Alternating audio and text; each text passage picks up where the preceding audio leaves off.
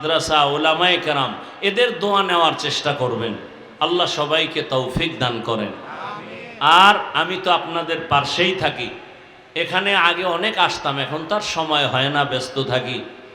তো এই এলাকায় মাদ্রাসা মসজিদ যত উলামায়ে কেরামের সুযোগ পেলে একটু সহযোগিতা করবেন, দোয়া নিবেন, এটা আপনার জীবনের হেদায়েতের জরিয়া হয়ে যাবে।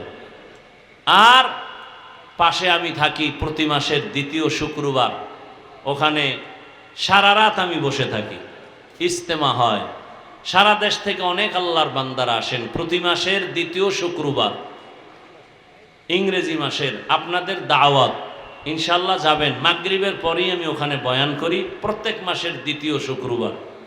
এবং ওলামায়ে কেরাম যারা যায় তাদেরকে আলাদাভাবে আমরা আবার এশান নামাজের পরে ওখানে আলাদা মজলিস হয়, বসি। যাবেন, মোহাব্বত রাখবেন, এতে কি ক্ষতি না লাভ?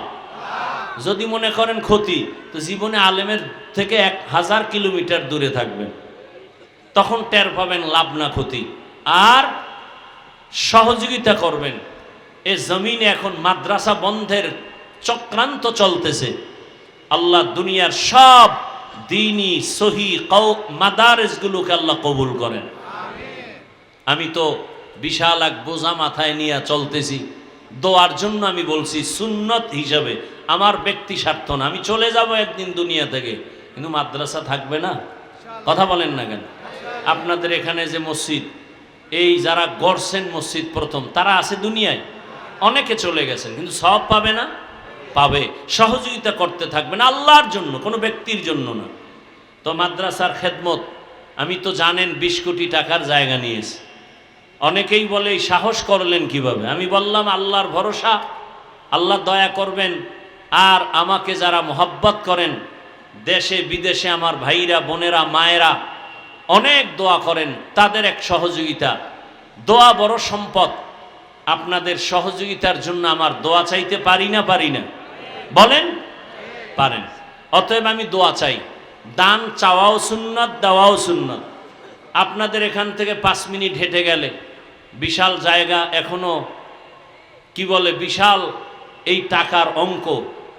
আজও মাদ্রাসায় বসে বললাম জায়গা ফিরাইয়া দেন, পারতেছি না। বাকি আল্লাহর কাছে দোয়া করতেছি, কাঁদতেছি।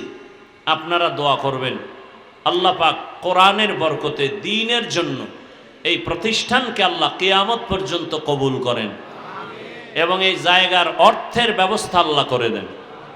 তবে কেউ যদি মনে করেন যে এত টাকা কে দিবে, না, আমি চাই গরিবের 5 টাকায়ও বরকত বেশি। আপনারা যদি পারেন, আমাদের ওখানে হিসাব করলাম, এক জায়নামাজ পরিমাণ জায়গা 40,800 টাকা, আর 1 স্কোয়ার ফিট জায়গা 5,100 টাকা। যদি আপনারা পারেন বিকাশে, অ্যাকাউন্টে, বা আপনার বন্ধু বান্ধব থেকেও যদি পারেন, দ্বীনের স্বার্থে দিবেন। এখানে কোনো ব্যক্তি না, আল্লাহর দ্বীনের জন্য দিবেন। আর কমপক্ষে না পারেন 1000 টাকাও যদি পারেন, 500 টাকাও পারেন, আমি এখানে কালেকশনের জন্য বলি নেই, দিলে আপনারা মোনাজাতের পরে বসেন, আপনারা ওখানে গিয়ে দিয়ে আসবেন। আপনারা আমার প্রতিবেশী, আমি আপনাদের মেজবান, মোহাব্বতের সাথে আমি বলছি, আপনারা যাবেন এবং দোয়া করবেন, সহযোগিতাও করবেন।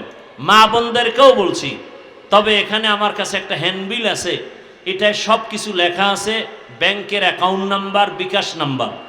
যারা কিছু দিতে চান যে হ্যাঁ আমি পরে দিব, একটা হ্যান্ডবিল মোনাজাতের পরে স্টেজ থেকে নেবেন।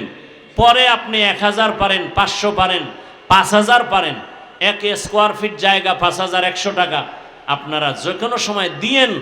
আল্লাহ পাকের কাছে দোয়া করি এবং আপনাদের দোয়াও চাই, আল্লাহ পাক যেন এই দ্বীনের খাদেমের মধ্যে আমাদের অংশ নেওয়ার তৌফিক দান করেন।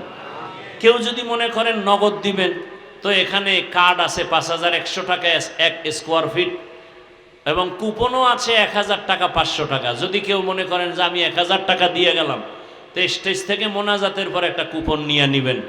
দিবেন না নাই, তবে একটা হ্যান্ডবিল নিয়ে যাবেন। যদি পারেন পরে দিয়েন। সর্বোপরি দোয়া চাই, আল্লাহ পাক আপনাদেরকেও মৃত্যু পর্যন্ত আল্লাহর দ্বীন, ইসলাম, কোরআন, হাদিসের খেদমত করার তৌফিক দান করেন। দোয়া করি এই মাহফিলের জন্য, এলাকাবাসীর জন্য, মা বোনদের জন্য। পার্শ্বে কবরস্থান না, কোথায়?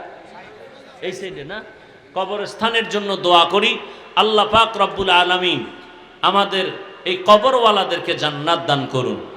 আর সামনে কিন্তু বিশাল ইমানের পরীক্ষা। আমরা চেষ্টা করব আল্লাহ যেভাবে রাজি থাকেন, রসুলের আদর্শ, দেশেরও খেদমত হতে হবে, দ্বীনেরও খেদমত হতে হবে। মানুষ, জান, মাল, ইজ্জত, কয়টা হলো? জান, মাল, ইজ্জতের